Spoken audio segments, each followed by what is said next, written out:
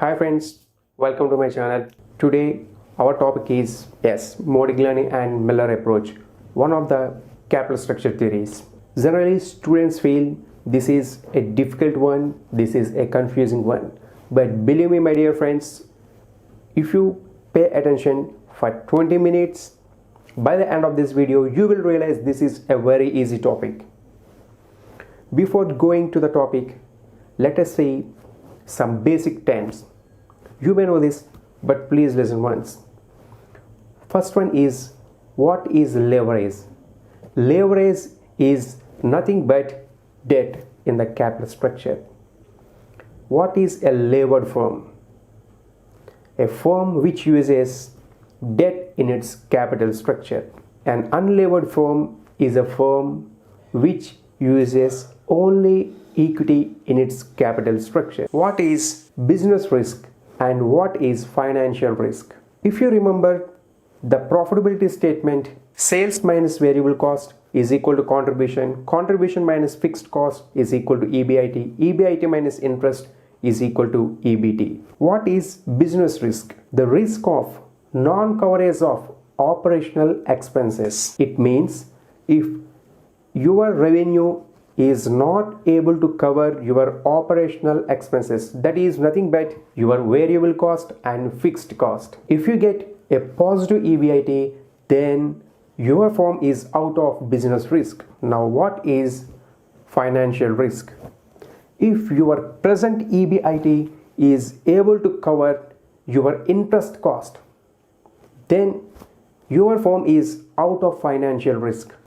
Financial risk is nothing but inability to cover the interest cost. If your EBIT is sufficient to cover interest cost, then you are out of financial risk. This interest arises due to debt in the capital structure. So because of debt, there is a financial risk. Now we have seen what is a business risk and what is a financial risk. Now let's go straight into our topic, that is Modigliani and Miller approach. What this Modigliani and Miller approach says?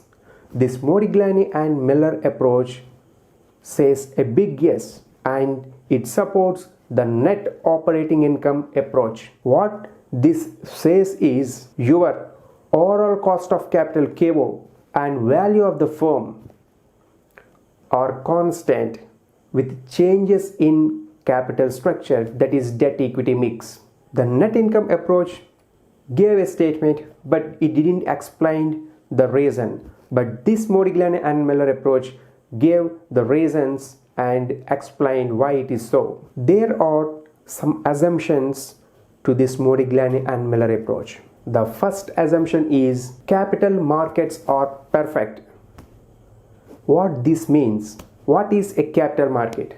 A capital market is a place where a firm raises its capital either in the form of equity or debt. It may be through public, through institutional investors, or through stock exchanges. What the word perfect means?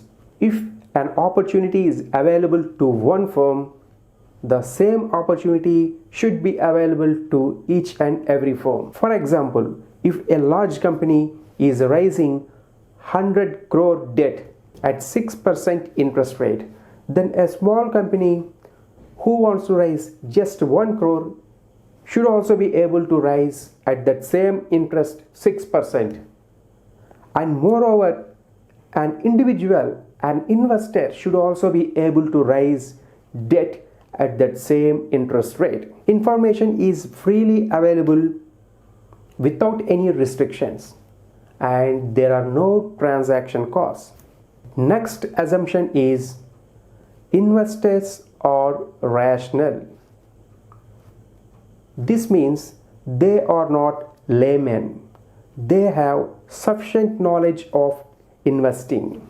The next assumption is it is possible to group firms belonging to equivalent risk class basing on their business risk. We explained about business risk. The next assumption is there are no corporate tax. These are the assumptions of Modigliani and Miller approach. If we see all these assumptions, what they are trying to do is to remove all the differences between the two firms in order to prove their theory. Now, after these assumptions, what Modigliani Miller says, what are the propositions of Modigliani and Miller approach? He says, if you want the value of a firm, then divide the expected EBIT by the discounted rate applicable to its risk class decided by the market. What this means? This is nothing but expected earnings, that is EBIT divided by cost of capital. Why the term related to its risk class is mentioned? Because in assumptions we said it is possible to group firms having same risk because we can compare firms having equivalent risk and written terms. That's why the term related to its risk class is mentioned, and what this means is nothing but EBIT by cost of capital. The second proposition, this is very important. The cost of equity of levered firm is equal to risk-free rate plus risk premium. Here we are comparing two firms. One is levered firm and another one is unlevered firm. Cost of equity of levered firm is equal to risk-free rate, which means the KO of unlevered firm, plus risk premium. What is this risk premium? In levered firm, there is debt. We said earlier, because of debt, there is a financial risk. So, for taking that financial risk, equity shareholders want something extra, a premium. So, KO minus KD into debt by equity. By this, cost of equity of levered firm is equal to KO of unlevered firm plus KO of unlevered firm minus KD into debt by equity. The next proposition is the overall cost of capital is independent of capital structure. It means the overall cost of capital don't change with changes in debt equity proportions. What is the bottom line is, if two firms, unlevered and levered, are alike in all aspects except capital structure, then the value of those two firms must be the same. This is proved with the help of operation of arbitrage. Arbitrage means buying a security at lower cost in one market and selling that security in another market at a higher cost. Now let us see how the value of two firms becomes equal with the help of arbitrage process with an example. With this example, we are going to see how arbitrage works. There are two types of firms, levered firm and unlevered firm, having EBIT of rupees 20,000. This EBIT is same to both levered firm and unlevered firm. Levered firm has debt of rupees 1 lakh at the rate of 7%, and it is also having equity. The cost of equity of levered firm is 18%. The cost of equity of unlevered firm is 10%. Now we are going to calculate the total value of firm. Total value of firm is equal to value of equity plus value of debt. Value of equity is equal to EBIT minus interest divided by cost of equity. For unlevered firm, EBIT is 20,000 and there is no interest because in unlevered firm there is no debt, divided by the cost of equity, that is 10%, which comes to 0.1. For levered form, EBIT is 20,000 and interest comes to 7,000, because 7% on 1 lakh is 7,000 divided by cost of equity, which is 18%, that comes to 0.18. The value of equity of unlevered form is 2 lakh and levered form is 72,222. Total value of the firm is equal to value of equity plus value of debt. For unlevered firm, there is no debt, so the value of equity becomes the total value of the firm, that is nothing but 2 lakh. For levered firm, total value of firm is equal to value of equity 72,222 plus value of debt 1 lakh rupees, which comes to 1,72,222. Hope you are clear up to now. Now, the value of levered form is 1,72,222 rupees and the value of unlevered form is 2 lakh rupees. For example, you are having 10% investment in unlevered form. 10% of 2 lakh comes to 20,000 rupees.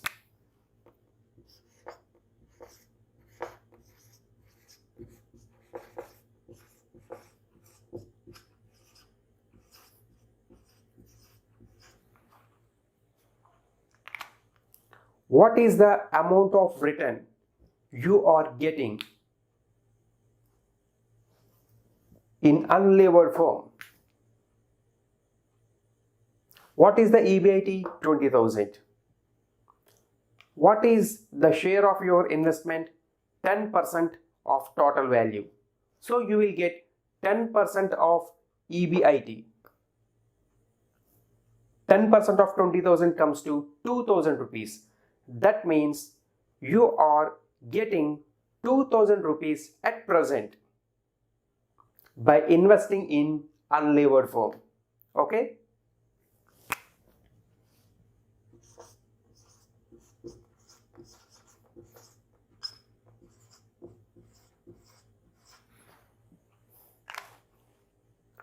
Now, the value of unlevered form is higher.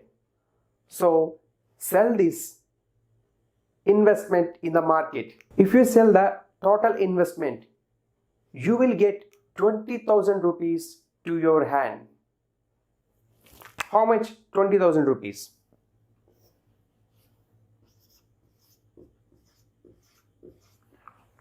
Now what to do?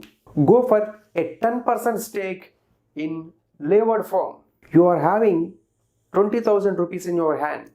Already you sold your old investment. Now you are investing in a lower value form, that is levered form. How much investment? 10% of total value. What you did previously, 10% of 2 lakh. Now go for 10% of 1,72,222. How much? It comes to 17,222 rupees.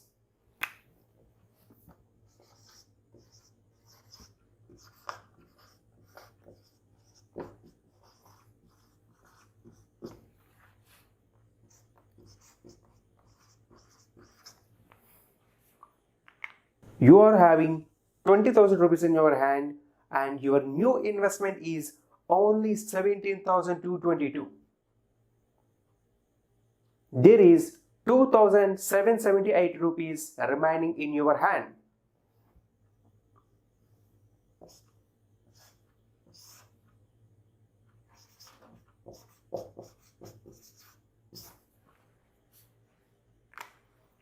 That is the amount remaining in your hand. Okay. But will I get the same return in this company? Previously, I am getting 2,000 rupees. Now how much I will get? Okay, let us see. What is the amount of debt? 1 lakh. What is the amount of interest? 7%. That comes to 7,000 rupees. That is total value. What is your portion? 10%. 10% of 7,000. It comes to 700 rupees. Come to equity. 20,000 is EBIT. From that, deduct total interest 7,000. The remaining is 13,000. That 13,000 rupees is available to all equity shareholders. What is your portion in equity? 10%. So 10% of 13,000 comes to 1,300.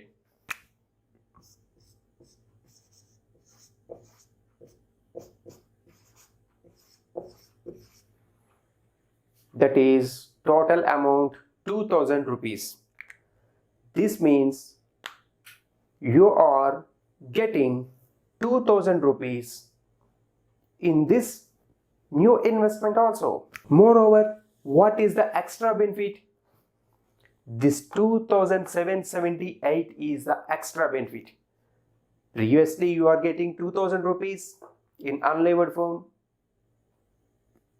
Now by changing your investment, you are getting 2,000 rupees, but your investment is just 17,222. This is the arbitrage process. By this, the theory wants to prove whatever may be your capital structure, whether it contains only equity or whether it contains debt plus equity, if the value of two firms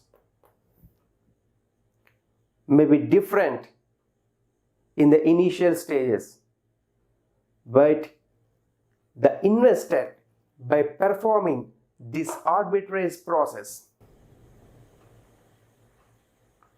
brings the value of two firms to an equilibrium position where the value becomes equal. How the value becomes equal? If the investors are continuously selling the investments shares in unlevered firm, the value of unlevered firm tends to decrease. And the investors are investing in levered firm, the value of levered firm tends to increase. Gradually the value of two firms becomes equal. This is about Modigliani and Miller approach. What he wants to prove is the value of the firm is independent of capital structure. If there are any doubts, please let me know in the comment section. If you like the video, please give a like, share the video, and don't forget to subscribe. If you hit the bell icon, you will get notification whenever I publish a new video. This is for today. Thank you for watching. Let's meet in the next video. Till then, bye.